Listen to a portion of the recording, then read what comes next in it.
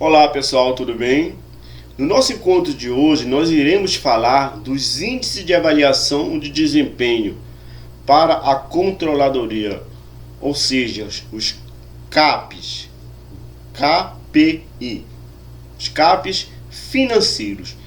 Então nós sabemos que a controladoria ela faz esse acompanhamento da organização de forma a pensar o planejamento estratégico de forma contínua, de forma nas rotinas operacionais da organização.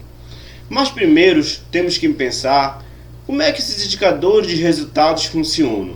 Nós temos que pensar que existem dois tipos de indicadores: o indicador de esforço e o indicador de resultado.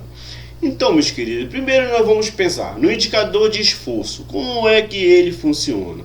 Ele funciona de forma particular, de forma pessoal, ou seja, vai depender de você para alcançar ou não aquele objetivo. Quer ver um exemplo? Me acompanha. Digamos que você vai se preparar para o concurso da Polícia Civil.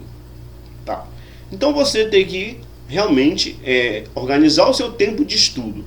Digamos que você vai tirar do seu dia 2 horas para estudar. Durante a semana você vai ter estudos de 14 horas. 7 dias de semana, 2 horas. Tá, você é um dos primeiros indicadores. Tempo de estudo. Um outro indicador, condicionamento físico. Você sabe que tem a prova prática de corrida.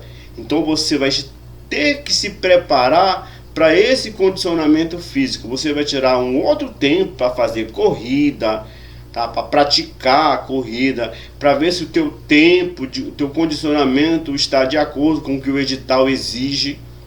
Tá? Um outro indicador, se você estiver acima do peso necessário, você vai ter que fazer uma dieta, você vai ter que entrar numa atividade física. Ou seja, olha só os vários fatores que reúnem para a sua aprovação no concurso. Outro fator, a concorrência, tá? Porque você vai ter o teu esforço particular, tá concorrendo com o esforço de outros candidatos, tá?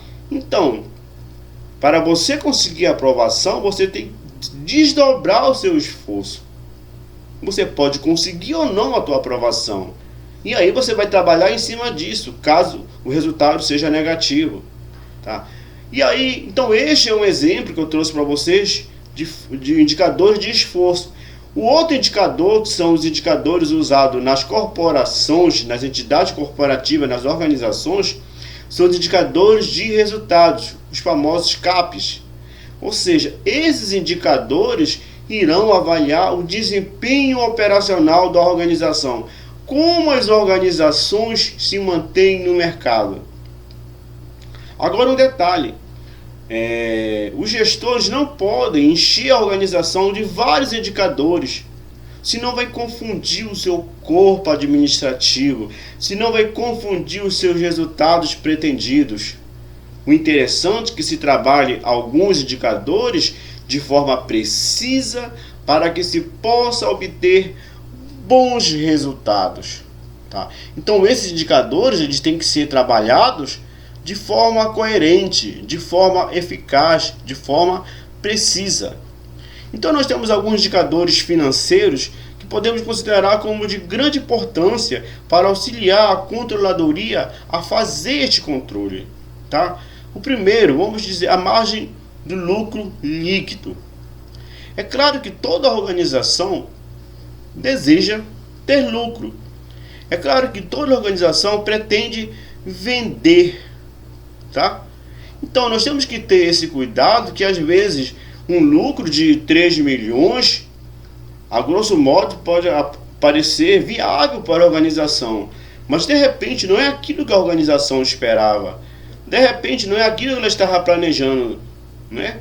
De repente o lucro dela seria de 8 milhões. Então aquele lucro, apesar de ser um lucro alto, não ficou dentro do esperado.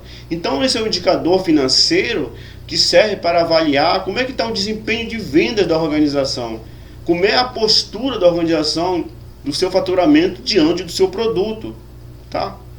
O outro indicador seria o quê? O indicador de contas a receber e a pagar. Ou seja, como é o fluxo dessa operação, e esse indicador é de grande relevância para a controladoria. Que eu vou trabalhar prazo médio de pagamento. De repente eu tenho contas a vencer a curto prazo e tenho recebimentos a longo prazo. E isso vai comprometer a minha saúde financeira. Isto vai comprometer como é que eu vou saldar minhas obrigações, né? Então eu tenho que ter essa capacidade de poder analisar, porque às vezes, pessoal, uma análise mal feita, em vez de ela colaborar para o bom desempenho da organização, ela só vai colaborar para um desempenho ruim. Uma má interpretação de dados pode levar a empresa ao insucesso. Tá? Então nós temos que ter bastante cuidado ao interpretar esses números. Tá? Que às vezes nem sempre bons resultados, a grosso modo, pode ser viável para a organização. O outro índice que tem também importante relevância para a controladoria, tá, dentro das organizações, é a rotatividade de estoques. Aí eu vou trabalhar como é que anda o meu estoque, qual produto que tem mais saída, qual produto que está obsoleto, tá? Qual produto que está parado no meu estoque. Eu tenho que trabalhar isso, essa rotatividade média de acordo com as minhas demandas. Então este índice ele é bastante importante para a controladoria, para ter essa noção de gestão de estoques, tá? E o outro índice também de grande importância é o desvio do orçamento. Ou seja, todos nós sabemos que o orçamento ele é flexível. Eu tenho que pensar nessa flexibilidade do meu orçamento e eu tenho que trabalhar esses desvios. Tá? Se de repente eu não estou alcançando a meta desejada, se de repente o que eu planejei não está sendo conduzido de forma eficaz, eu tenho que começar a ver o meu orçamento. Eu tenho que começar a trabalhar esses desvios para poder alcançar meus resultados. Tá, pessoal? E aí, existem outros indicadores que também podemos trabalhar de forma gerencial para a controladoria, de forma bem prática, de forma bem plausível, que nos dê resultados excelentes. Podemos trabalhar a lucratividade, tá? Ou seja, a lucratividade, como trabalhar a venda com o meu lucro líquido, né? Eu tenho que ver o percentual, quanto representa esse percentual do meu lucro líquido ao meu faturamento. Podemos trabalhar isso. Isso vai te dar uma visão importante para a empresa, tá? Podemos trabalhar também a taxa média venda-cliente, né? Às vezes uma empresa ela tem aquela noção errada, quanto mais ligações eu fizer, mais vendas. Eu tenho que pensar nisso, né? De repente isso aí gera custo para a empresa. Eu tenho que pensar também na assertividade, ou seja, como é que está o meu relacionamento de acerto com as minhas vendas. Quantos clientes estão me garantindo o retorno de vendas? Né? Se de repente a tua empresa trabalha de venda porta a porta, se de repente ela vai em 20 casas, e dessas 20 casas ela consegue realizar 10 vendas, ela tem uma assertividade que está tendo um resultado de 50% das casas visitadas. Né? E se ela visitar 100 casas, ela vai vender em 50 casas.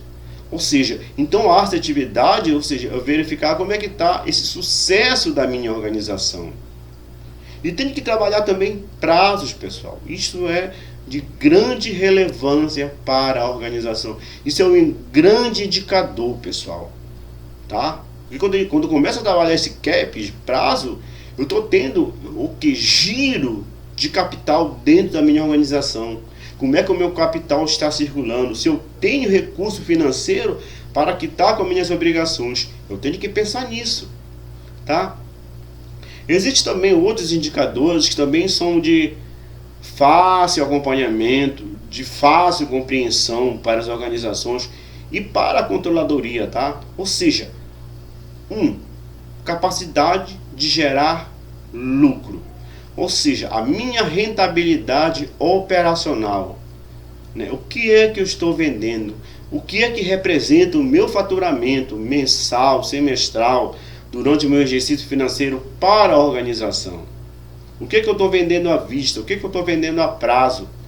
Então esse indicador ele tem um peso realmente de grande relevância para a organização.